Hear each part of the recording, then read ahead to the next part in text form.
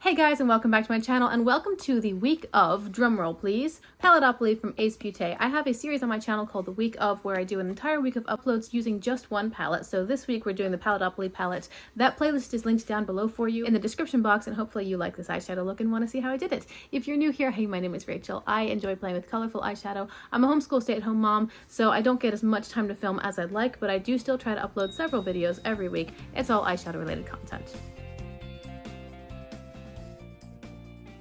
I already primed my eyes. I used the Glamlite Icing Primer in the shade Buttercream. Everything that I'm using is mentioned or linked down below in the description box. So let's dive into this. This is, I think I said, look number 1 in my week of Paletteopoly. There is a look which has been specifically requested, which I plan on doing this week as well. That one's using all of the green tones. But today, I actually, I don't actually have a plan for today.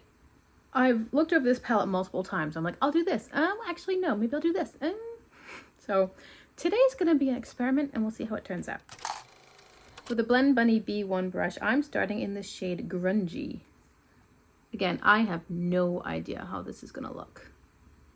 I spoke with you guys recently about some goals that I'm instituting in my life to get me into some more healthy habits in general.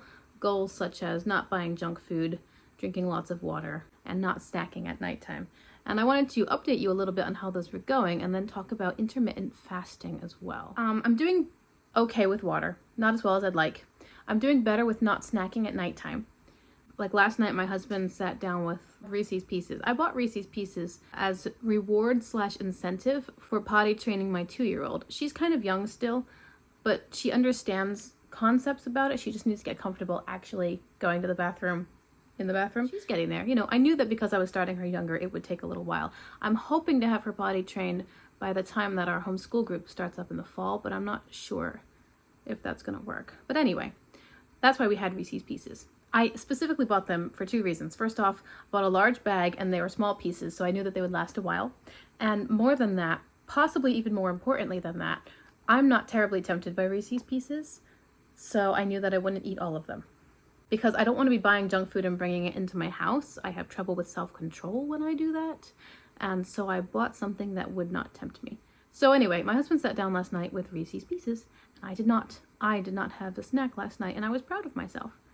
Because it's really developing the habits, and you have to start somewhere. You have to slowly work up to them. It doesn't all happen overnight where you're successful right away. But I was proud of myself for not snacking last night, especially with the temptation of someone snacking next to you. Same brush, I'm now taking Macarena, and I'm putting this right on the edge. I'm just gonna, do a bit of an ombre, I think.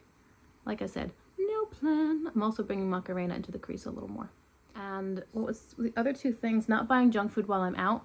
I made that mistake last week and I regretted it because I bought, there were some chocolate bars on sale, and they were the Hershey Symphony bars with toffee, which takes me back to my childhood because that was something my mom would buy, and they were really good, and I bought them, and then I ate all of them, and that was a problem. So I didn't do great last week, but I think I learned my lesson.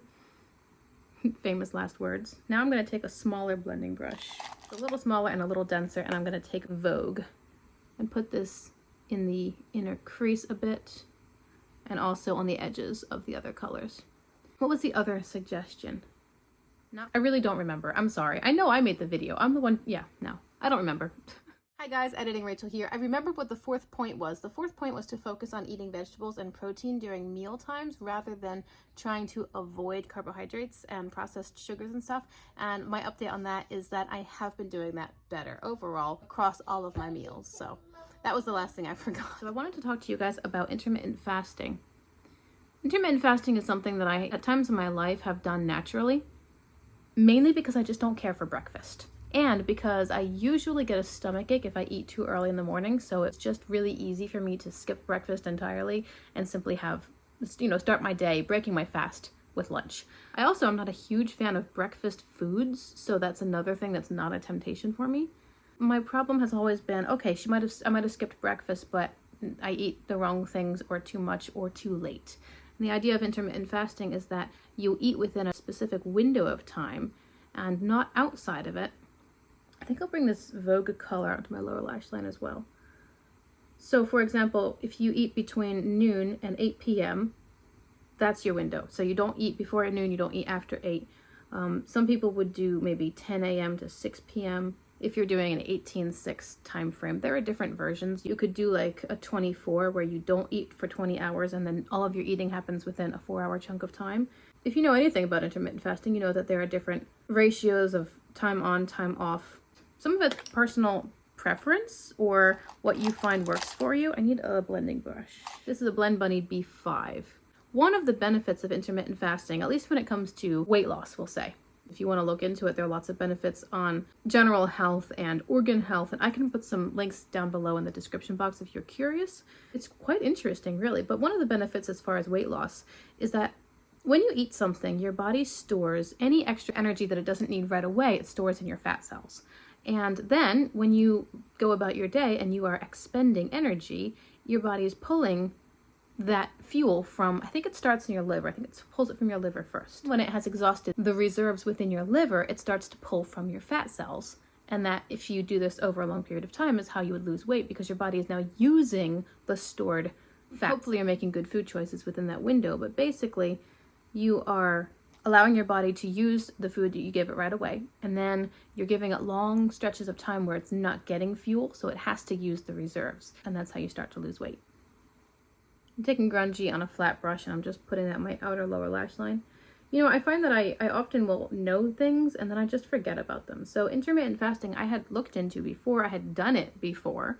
I'd learned a bit about it and it was effective for me as far as taking off extra weight and keeping it off. It's just a very easy lifestyle for me to maintain because I don't like breakfast and I don't feel terribly hungry in the mornings. So it's a natural, oh, I'll just wait till lunch sort of thing.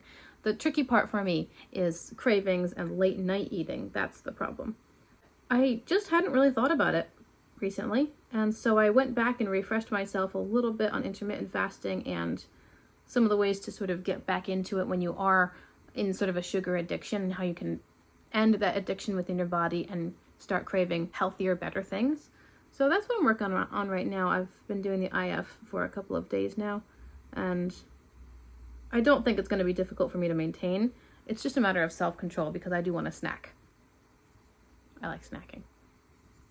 So when it comes to the shimmers, I was thinking of using this purple shimmer called Purple Rain, but I don't want it to take over.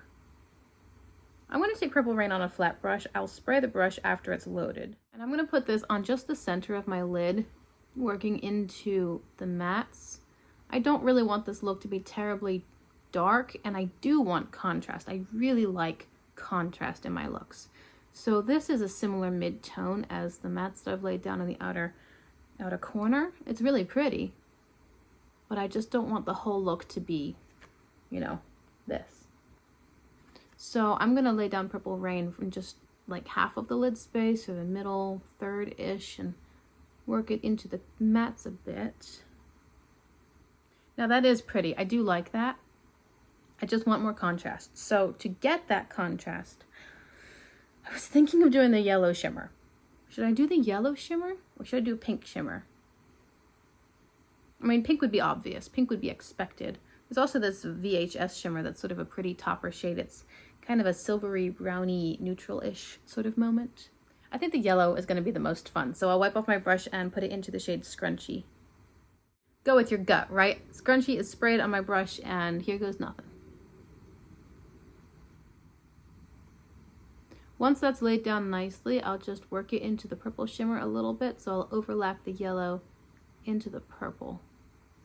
I don't think I'll overlap the purple into the yellow. I think I'll just dip it back into more yellow and bring in another layer. Bringing the purple onto the yellow is going to overpower it very easily because the purple's so much deeper. But pulling the yellow onto the purple will help transition softly from the lightness to the depth and also keep true to the yellow shadow. Honestly, this yellow is one of my favorite shimmers in the palette. When I do the look with all the green colors, I bring in this yellow as well, and it's so pretty. Yes, I like that. That brings the contrast. I really like the contrast. So on the lower lash line, I already started with the Vogue shade, and then I deepened it a bit with that grungy, the grungy shade. I was using grungy as a descriptive word. I'd forgotten that's what it was called. Now I'll take the same brush and grab As If, which is the yellow matte, and I'll pull it in from the yellow shimmer. Just gently place it down. It's a deeper yellow.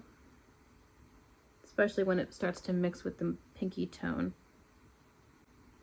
And I think I'll use it as well. I'm gonna put it in my inner corner, but I'll probably lay the yellow shimmer on top of it. I'm just laying this down as sort of a bright yellow colored base. And then I'll go back into the yellow shimmer. I grabbed a brush that had teal on it. I'm like, maybe not. I sprayed this, it's on a small blending brush, and there we go. Yep.